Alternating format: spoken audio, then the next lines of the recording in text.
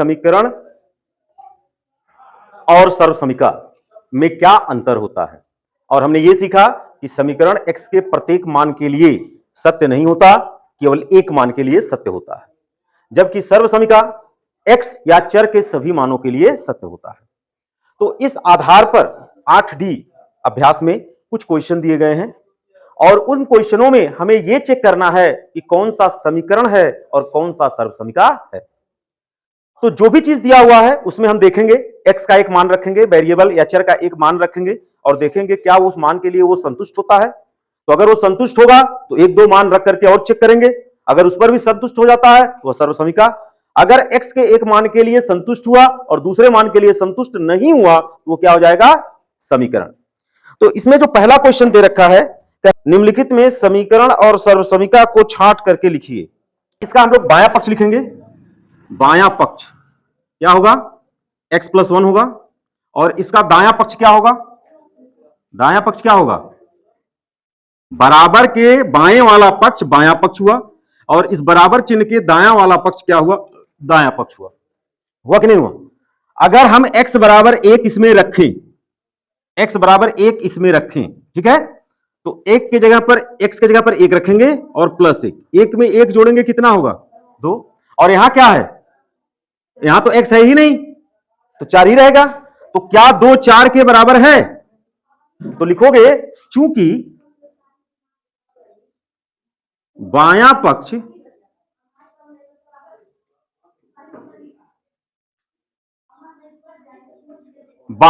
दाएं पक्ष के बराबर नहीं है।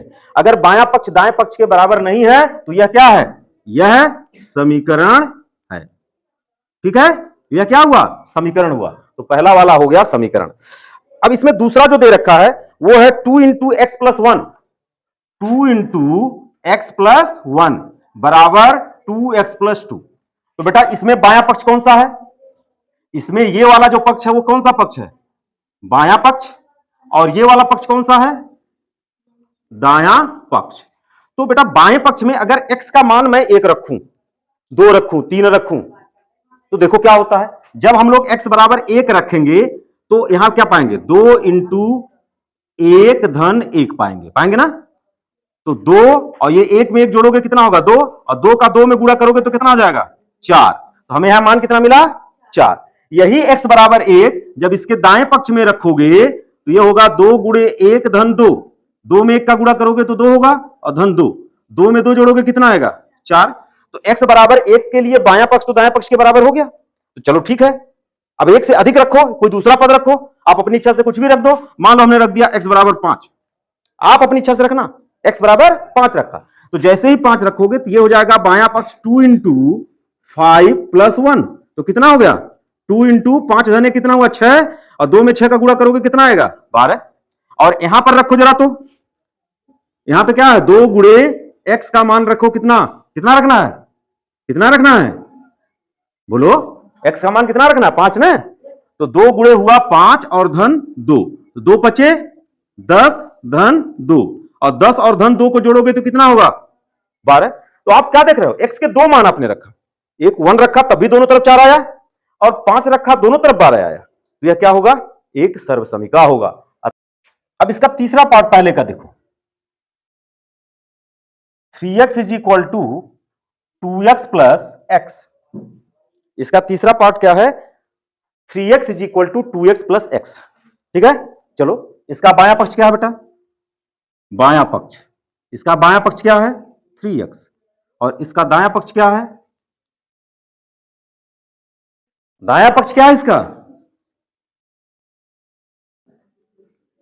ये क्या लिखा है, 2x + x।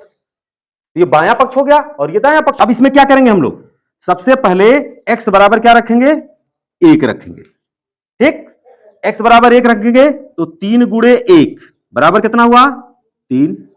ठीक, और यहां 2 में x का गुणा है, x बराबर 1 रखो और +1, तो कितना हुआ बेटा, 2 × 2 धन 1 बराबर कितना आया, 3। x बराबर 1 पर सही हो गया। इसको समीकरण भी अभी कह सकते हो और क्या कह सकते हो, सर्वसमीका भी। लेकिन अगर x का कोई दूसरा मान रखो, x का कोई दूसरा मान रखो, मान लो हम लोग 2 रखते हैं, तो 3 × 2, देखो 3 गुणे 2 और 3 दूना 6 हुआ। यहां रखो जरा, तो 2 गुणे 2 धन 2, 2 दूना 4 धन 2, और 4 में 2 जोड़ोगे तो क्या हो गया, 6 हो गया। तो यहां x का मान 2 रखने पर बायां पक्ष 6 आया और दाहिना पक्ष 6 आया। 1 रखने पर भी बायां पक्ष 3 आया और दाहिना पक्ष 3 आया। इसका मतलब x के प्रत्येक मान के लिए आप क्या लिखोगे, x के प्रत्येक मान के लिए बायां पक्ष बराबर क्या है, बायां पक्ष बराबर दायां पक्ष। ठीक है, अतः यह सर्वसमिका है। क्या है, सर्व समीका है। अब हम लोग इसके चौथे पार्ट को देखते हैं, जो दिया 2x is equal to 1 minus x, ये दिया है। तो अगर इस क्वेश्चन को हम लोग सॉल्व करें तो यहां बायां पक्ष क्या लिखा बेटा, 2x, और दायां पक्ष क्या लिखा है, 1 माइनस एक्स। अब हम लोग क्या करेंगे, इसके बाएं पक्ष में x बराबर क्या रखेंगे, 1 रखें, तो ये क्या होगा, 2 गुणे 1, 2 गुणे 1 मतलब 2। यहां पर रखो बेटा 1 और x का मान 1 बराबर क्या आ गया, 1 में से घटाओगे कितना आएगा।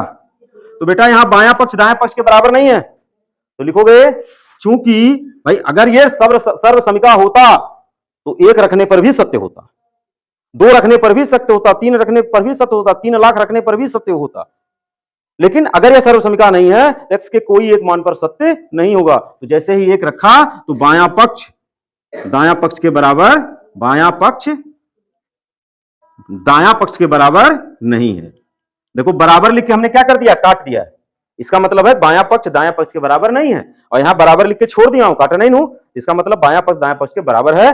अतः यह एक समीकरण है, यह एक समीकरण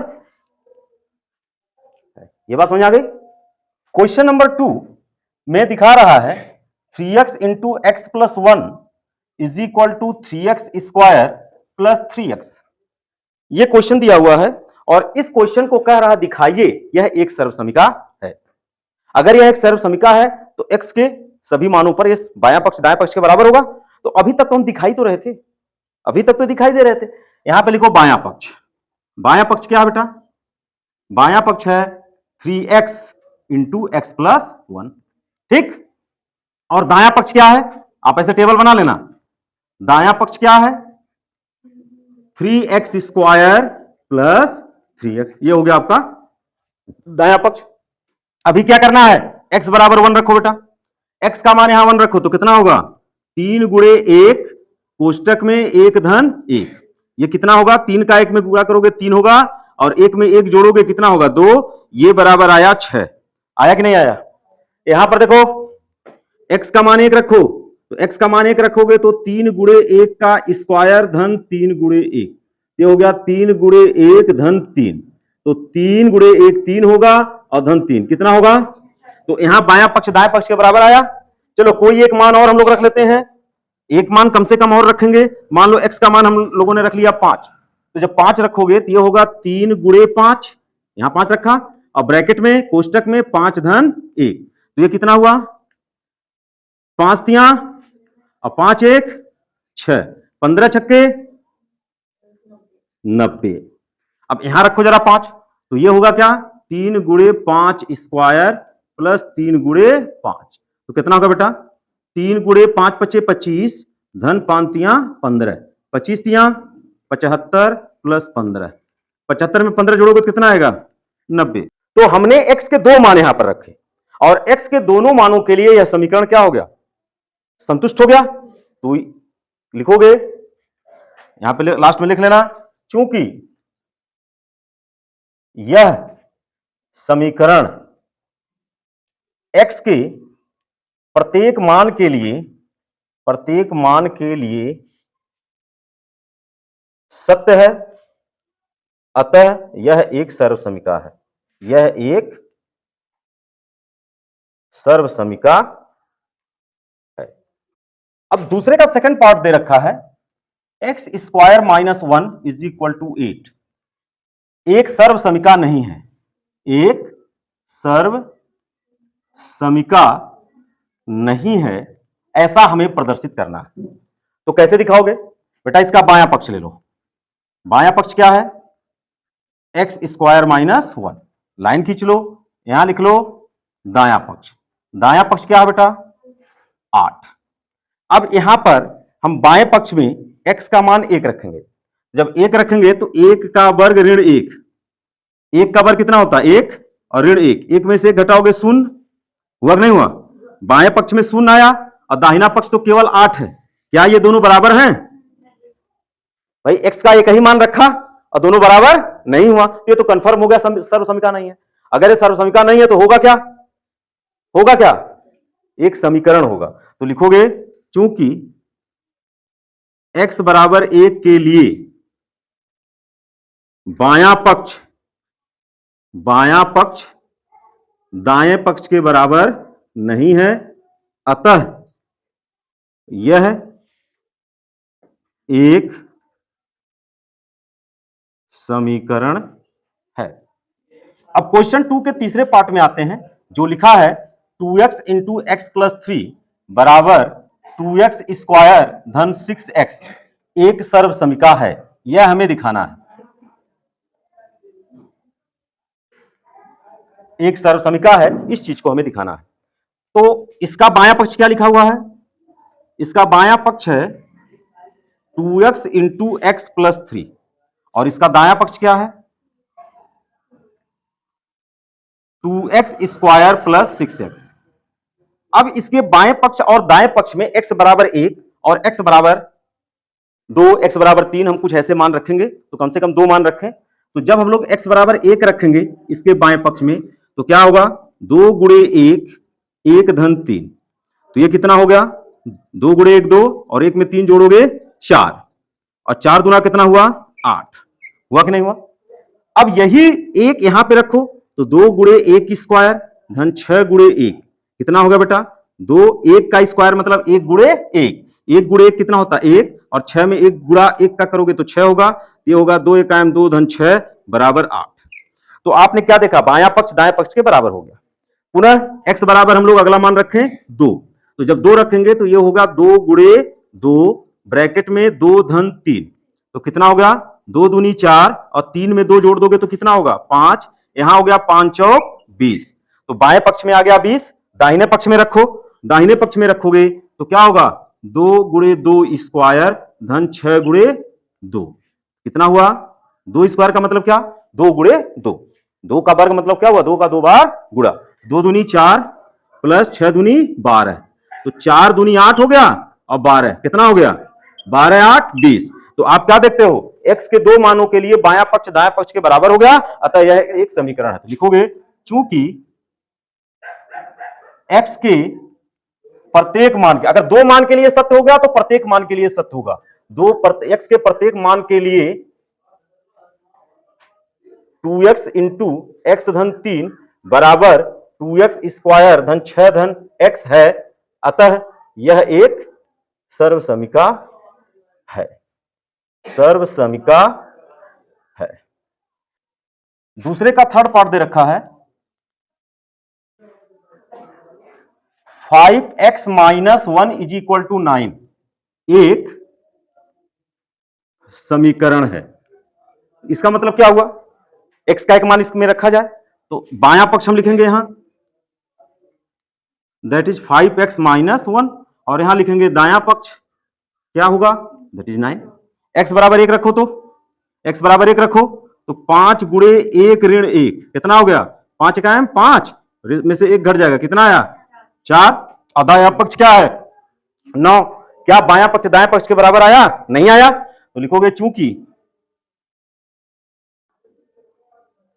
बायां पक्ष दायां पक्ष के बराबर नहीं है, अतः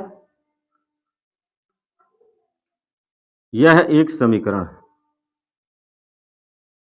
लेकिन ध्यान देना, यह केवल x बराबर 1 के लिए बायां पक्ष दायां पक्ष के बराबर नहीं है। कोई एक ही x की वैल्यू होगी जिसके लिए बायां पक्ष दायां पक्ष के बराबर होगा। ठीक है? तो समीकरण होने के लिए कोई एक वैल्यू मिल जाए जिसके लिए बायां पक्ष दायां पक्ष के बराबर ना हो तो वह समीकरण हो जाएगा। और अगर x के प्रत्येक वैल्यू के लिए बायां पक्ष दायां पक्ष के बराबर होता है तो क्या हो जाता है? सर्वसमीका हो जाता है। ठीक है।